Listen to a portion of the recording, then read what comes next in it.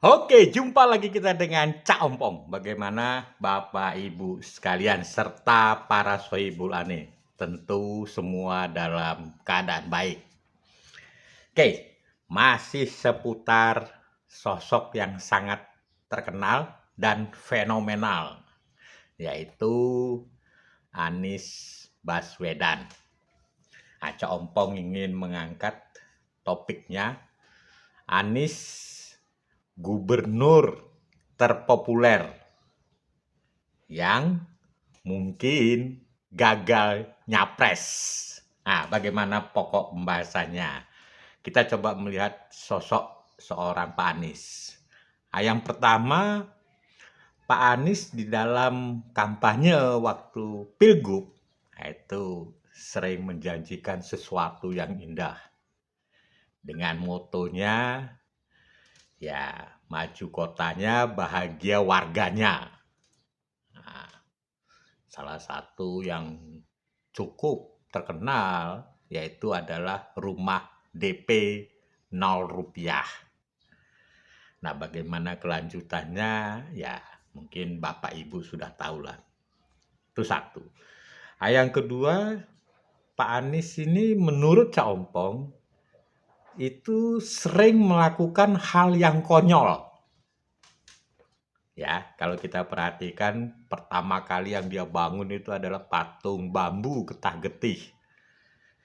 Patung bambu getah-getih dibangun di tengah kota yang dilewati ya semua khalayak ramai. Orang bertanya dari sisi tekniknya saja, ya tentu bambu punya ya masa umur ya, lifetime-nya seberapa kuat sih bambu itu. Kena hujan, kena panas, nggak lama kemudian dibongkar. Ya, patung. Lalu kali hitam yang dibungkus dengan waring agar bau kali hitam itu tidak semerabak. Lalu patung peti mati ketika masa COVID-19 sedang puncak-puncaknya di Jakarta. Ya, mungkin ingin memberi kesan bahwa kalau tidak melakukan prokes, itu bisa mati lah. Seperti itu mungkin patung peti mati. Lalu ya banyak hal yang konyol. Atap rumah dicat warna-warni, ya kan? Artinya apa? Banyak pekerjaan-pekerjaan yang dia lakukan itu sebetulnya hanya ya sifatnya konyol untuk menarik perhatian orang. Lalu mengatasi banjir dengan toa. Ini kan sebetulnya hal-hal konyol. Sehingga bagi lawan politik Pak Anies, Pak Anies ini dijuluki dengan gubernur terbodoh. Ya, saya tidak tahu apakah itu memang disengaja oleh seorang Anies Baswedan, saya tidak tahu. Yang kedua, kita melihat bagaimana beliau melakukan hal yang sangat spektakuler yang tidak ada di program kampanyenya. Formula E, ya kan, itu kan spektakuler. Ya, pada saat itu dilakukan, hal atau kalimat penting yang saya dengar dari seorang Bapak Anies Baswedan adalah ingin menerapkan teknologi kekinian. Ya, apa itu teknologi kekinian? Ya, teknologi yang tidak berbahan baku fosil. Lalu Jakarta International Stadium, ya dengan megahnya dibangun. Ya, semua ini dilakukan dengan cara promosinya besar-besaran. Ya, beliau punya tim sukses, ya istilahnya glorifikasinya itu luar biasa. Jadi bagaimana seorang Baswedan, ya terkenal dengan membangun Formula E, Jakarta International Stadium, dan itu diamplifier terus oleh tim relawannya Pak Anies. bahwa memang seorang Anies Baswedan adalah beda dengan gubernur-gubernur lain. Ya, kita bisa lihat bagaimana glorifikasinya di amplifier melalui acara keagamaan. Jadi Jakarta International Stadium pada saat itu digunakan sebagai sholat Id, ya kan? Nah, beliau juga jago menata kata bahwa pekerjaan yang dilakukan di Jakarta International Stadium itu adalah para orang Indonesia asli, insinyur-insinyur. Dan penampilannya selalu mempesona. Jadi memang Pak Anies ini kalau kita lihat itu permainan kata-katanya itu selalu menyentuh emosional. Ya, bisa itu dibungkus dengan ya ayat dan lain sebagainya. Lalu yang Cak Ompong lihat adalah show up keberhasilan beliau. Nah, beliau sangat senang sekali memamerkan piagam dan trofi. Kalau kita perhatikan, mungkin satu-satunya gubernur di Indonesia yang memperoleh piagam penghargaan dan trofi, yaitu Gubernur Anies Baswedan. Ya kan? Jadi yang lain itu tidak pernah sebanyak itu, walaupun ya hasil pekerjaan Pak Anies tidak atau belum dimanfaatkan oleh rakyat Jakarta pada umumnya. Nah, ini bisa dirasakan bagaimana tingkat kemiskinan kota Jakarta itu semakin meningkat. Ya kan, bukannya menurun di zaman Pak Anies. Nah, yang kedua, kenapa Pak Anies itu sangat populer? Jadi didukung oleh kelompok atau relawan yang fanatik. Jadi kalau kita lihat pendukung Pak Anies itu memang dari relawan yang sangat fanatik. Ya bisa itu ormas keagamaan, ya kan, contoh FPI, HTI, dan lain-lain.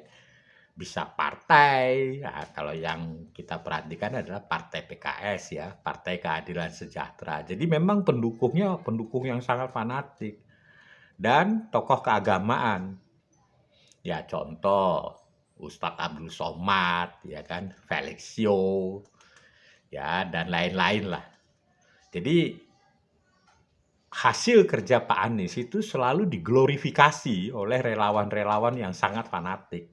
Beda dengan gubernur-gubernur lain. Nah, sehingga Pak Anies itu ya menjadi populer. Sekali lagi, belum tentu hasil kerjanya bisa dirasakan rakyat Jakarta. Lalu didukung oleh yang kontra pemerintah. Ya, jadi simbol Anies Baswedan itu sebetulnya adalah simbol kontra pemerintah. Nah, kenapa sering sekali Pak Jokowi dibandingkan dengan Anies, ya kan? Sampai ada julukan Gubernur Indonesia. Nah, itu kan artinya apa? Artinya memperbandingkan Anies Baswedan dengan Jokowi. Jadi didukung oleh orang-orang yang kontra pemerintah. Bisa itu partai, ya kalau partai ya kita bisa lihat PKS, Demokrat. Lalu bisa pengamat politik, ya, menteri hasil pecatan. Nah itu juga bisa, ya kita bisa lihatlah bagaimana ya Said Didu, Rizal Ramli, ya kan, Refli Harun, Rocky Gerung. Nah ini kan orang-orang yang kontra pemerintah. Dan mereka ini semua bermain di media sosial. Dan selalu mengglorifikasikan seorang Anies Baswedan. Walaupun sekali lagi saya bilang pekerjaannya belum tentu bisa dirasakan oleh rakyat banyak. Nah selain itu ya Anies Baswedan didukung oleh mantan presiden maupun wakil presiden ya. Orang sudah banyak yang tahu kan. Jadi kalau didukung oleh presiden, mantan presiden ya Pak SBY. Didukung oleh wakil presiden ya Yusuf Kala. Jadi memang glorifikasi apa saja yang dilakukan Anies Baswedan, nah itu selalu menghiasi media sosial.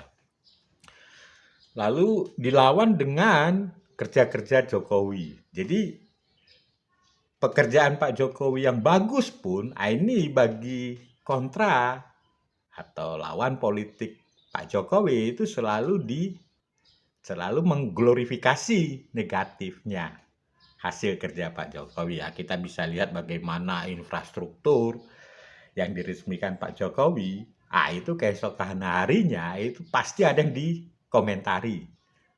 Ya, ada yang mengatakan rakyat tidak butuh jalan tol, butuhnya makan, ya kan? Padahal begitu Idul Fitri, wih, jalan tol penuh. Lalu BLT, ya kan? Pembangunan infrastruktur ibu kota negara, ya kan? Lalu kereta api cepat. Nah, itu selalu dikritisi ya oleh lawan-lawan politik dari kubu Pak Jokowi, yaitu kubu Anies Baswedan. Jadi apapun yang dilakukan Pak Jokowi itu selalu dinegatifkan dan menjadi keuntungan bagi Anies Baswedan. Terus dilakukan pegiat sosial. Jadi kita ketahui bahwa memang di media sosial itu terjadi pro dan kontra. Ya, kalau dulu antara cebong dan kampret.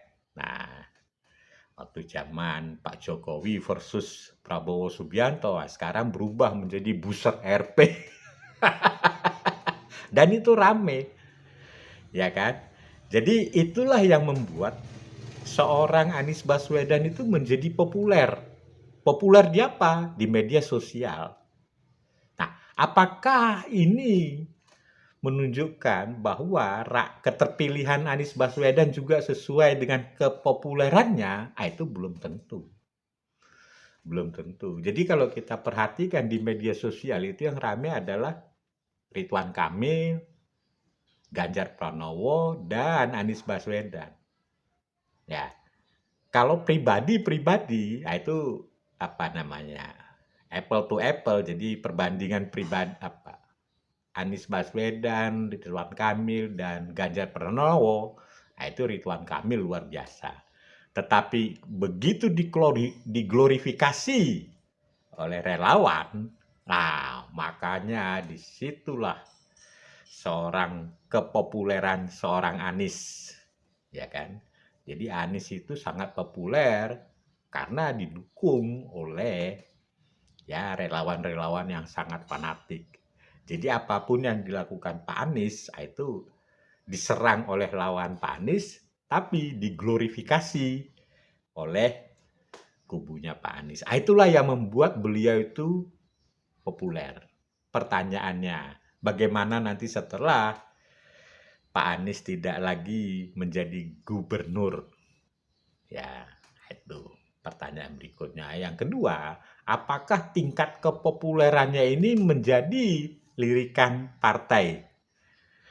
Nah, ini kita lanjutkan di lain kesempatan. Oke.